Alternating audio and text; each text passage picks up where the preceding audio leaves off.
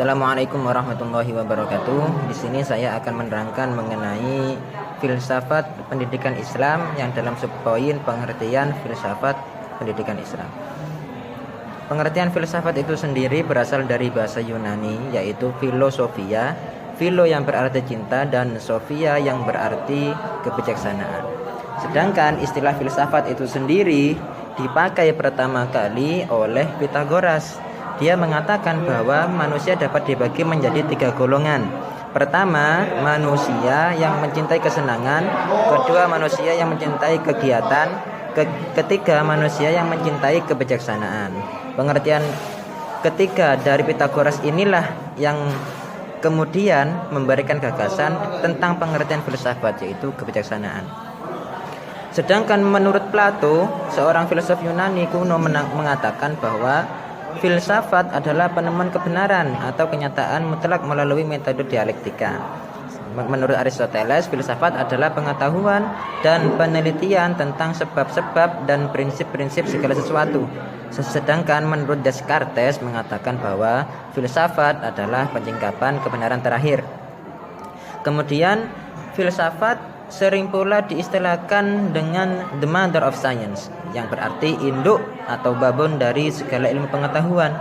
Disebut demikian disebabkan filsafat tersebut merupakan cikal bakal atau bibit pengetahuan. Ilmu-ilmu yang muncul sekarang ini tidak lain adalah turunan dari sebagian jawaban tentang pertanyaan-pertanyaan yang dilontarkan oleh filsafat. Sedangkan pengertian filsafat pendidikan secara umum kemudian diteruskan pada pembahasan filsafat Islam.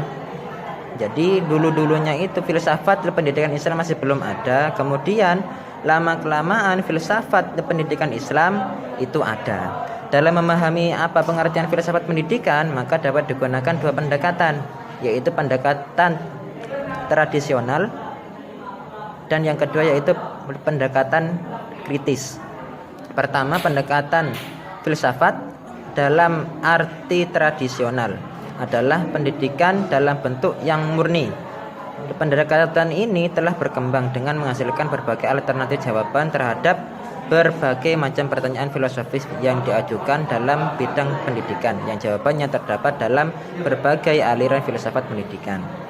Kemudian yang kedua yaitu pendekatan secara kritis. Dalam pendekatan ini, pertanyaan yang diajukan dapat disusun dan tidak terikat periode waktu serta dapat menerapkan analisis yang dapat menjangkau waktu kini maupun yang akan datang. Dengan demikian, filsafat pendidikan dapat dipahami sebagai aplikasi filsafat dalam pendidikan. Juga dapat dimengerti sebagai berpikir secara radikal, sistematis, dan universal tentang pendidikan. Kedua pengertian itu dapat dibagi terutama disebabkan karena masing-masing, baik filsafat maupun pendidikan memiliki otonomi.